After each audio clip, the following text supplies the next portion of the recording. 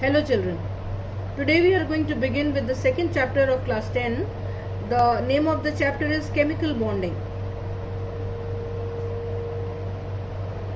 Now that you have studied periodic table and you have some knowledge about what metals are and what non-metals are, we are going to begin with this chapter, chemical bonding.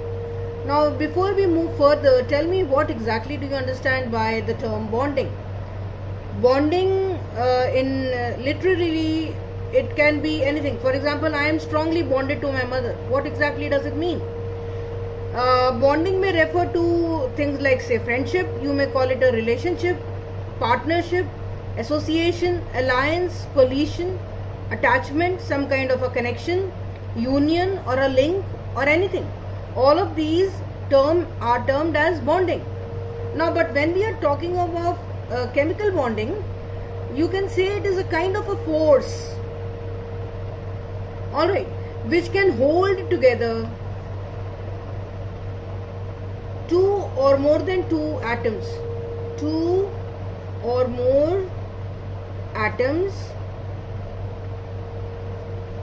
in the form of a molecule, in a stable molecule. So that means there exists some kind of a relation or a partnership or an alliance between some kind of a chemical.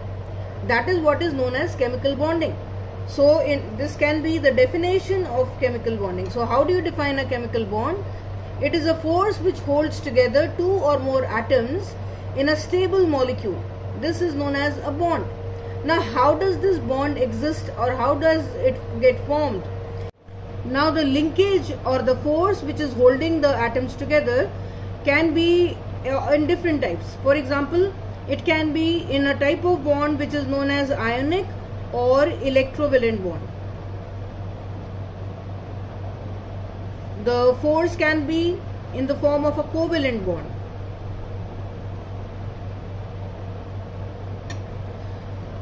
We are also going to study about a third kind of a bond which is known as a coordinate bond. Besides this, we can also have a hydrogen bond. We can also have not exactly a bond but some kind of a force which is also known as van der Waals force. You've heard of the term earlier also in class 9. So anyway, we are going to majorly talk about these three types of bonds. Now before we actually go into the details of what these bonds are, how are they formed, and discuss a few examples about them, we must know what are the different types of elements. The elements can be classified as, first of all, noble gases.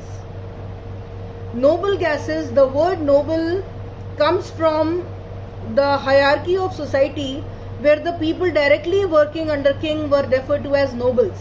So there was something special about them which was not present in the which was not present in the general public. That is what made these people noble, and everybody in general public wanted to acquire the same status as the noblemen. So exactly the same way, gases, because they exist in the gaseous state, but there are these elements, those who have a complete duplet or octet. So their outermost shell is complete. They have a complete outermost shell. Because their outermost shell is complete, they are non-reactive. That means they do not mingle with other elements. They do not need any kind of bonding. They are self-sufficient. They don't depend on anybody else to complete to be stable. They are already existing in the stable state. But the ones which are not stable, other elements which are not noble, they can be classified into metallic or non-metallic. Now the ones which are not noble, they are metallic, they also want to acquire the same status as the noble gas, and in order to become similar to noble gas, they tend to lose electrons. Metallic elements are the ones, those who have either 1 or 2 or 3 electrons in the valence shell. Now when they have 1 or 2 or 3 electrons with a little bit of energy, which is ionization potential, they will lose these electrons and they will become, or they will acquire the same structure as a noble gas. But then this leads to another problem, because then they acquire a charge. We will talk about this. Similarly, what are non-metals? Non-metals are the ones, those who have either 5 or 6 or 7 electrons in the valence shell. Now these elements, they will gain a few electrons, and then they would also like to become or have the same configuration as the noble gas. So basically both metals as well as non-metals, they try to acquire the same configuration as the noble gases. With the result, they either lose electrons or they gain electrons, and that is what imparts them a kind of charge. Alright, now one by one we will talk about metals. Let's take an example, say sodium. Sodium has an atomic number of 11. 11 means it has number of protons which are positively charged particles 11, negatively charged particles which are called electrons are also 11, and that is what makes the atom neutral, because the positive and the negative charges are equal in number. But if you look at the electronic configuration, it is 281. It has one extra electron, otherwise it would have also had 8 electrons in the valence shell, and it would have the same configuration as a noble gas. Now in order to acquire that noble gas configuration, it tries to lose one electron. When one electron is lost, the number of electrons is now reduced to 10. It is no longer 11. So the atom is no longer neutral. It has one extra positive charge, 11 positive charges and 10 negative charges, one positive charge extra. So that extra positive charge is written over the symbol like this, and a positively charged, the moment any atom acquires a charge, it becomes ion. So what is an ion? A charged atom is called ion. The one which is positively charged is called cation. Cation. So when you're writing cation, you're putting a plus in between. Okay, so remember it like this. Now similarly, non-metals. Let's take an example. Say chlorine. Atomic number is 17. Number of protons is 17. Number of electrons is also 17. Same number of positive negative charges, so it is neutral. Look at the electronic configuration. It is 287. Only if it had one more electron in the valence shell, it would also have the same configuration as any noble gas. So in order to acquire the same configuration, it accepts one electron. The moment one electron is accepted, the total number of electrons now increases to 18. So the balance is spoiled. The positive charges are 17, the negative charges are 18. So that extra negative charge is written on top of the atom like this. And because it has acquired a charge, it is no longer a neutral atom, it becomes an ion. The negatively charged particle is known as anion. Anion. So we have two types of charges, charged particles, cation or anion. Alright. Similarly, all non-metals can acquire negative charge like this. All metals will always acquire a positive charge. There are another type of elements also which are known as metalloids. They have 4 electrons in the valence shell. They are called metalloids because they are something similar to metals. Wherever you have this term oid, it means like. So metalloids means they are like metals. Alright, metalloids are like metals. So they are similar to metals, but they are not exactly metals. For example, metals are excellent conductors of heat and electricity. Metalloids will also conduct heat, electricity, but not as nicely or as well as the metals can do. So they are like metals, but not exactly like metals. Their properties are more or less similar to metals. Alright. Now the elements, those who have 4 electrons in the valence shell, find it very difficult to lose electrons or accept electrons, so they never acquire a charge. Alright, they always share electrons to become stable. When we will study further, you will understand how the sharing takes place. So now you know what metals are, what non-metals are, and how are the electrons lost or gained, and why are they lost and gained, and how do the atoms acquire a charge. Now we will talk about the types of chemical bonding.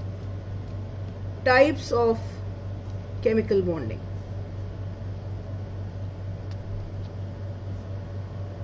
The first one is the electrovalent or ionic bond.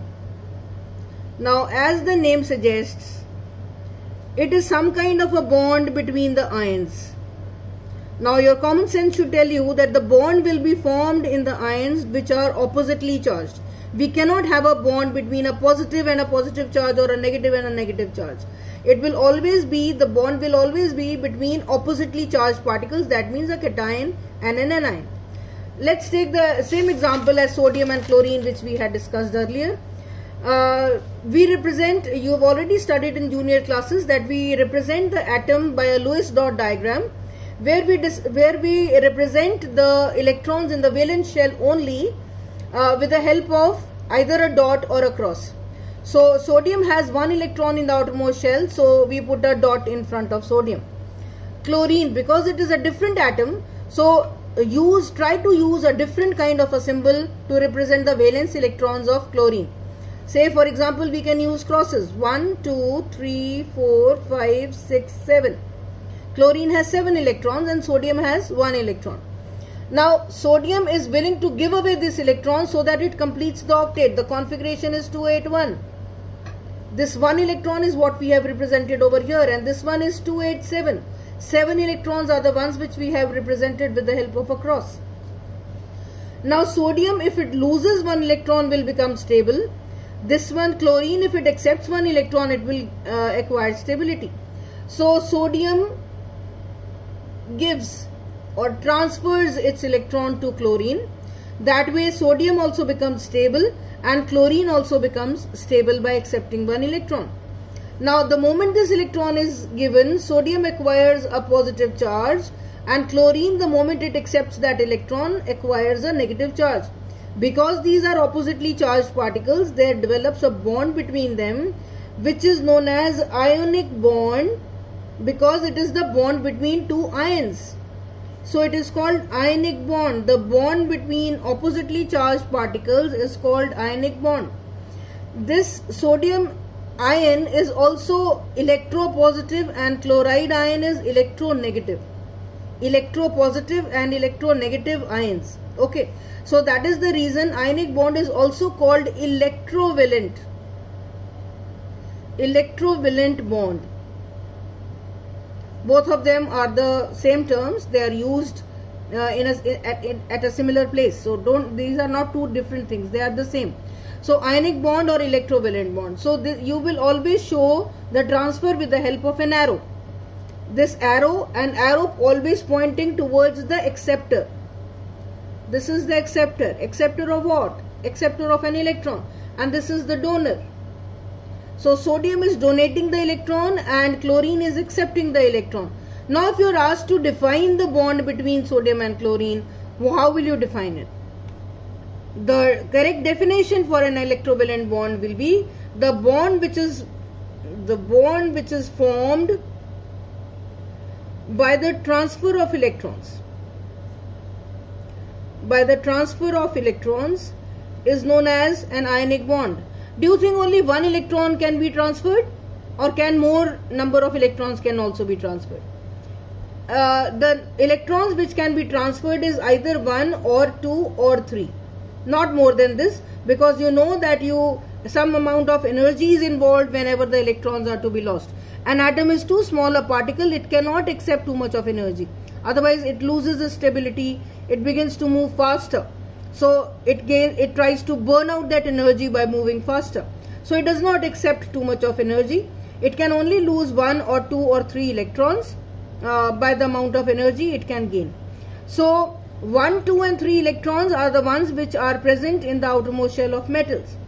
Remember, this ionic bond or electrovalent bond will always be between a metal and a non-metal.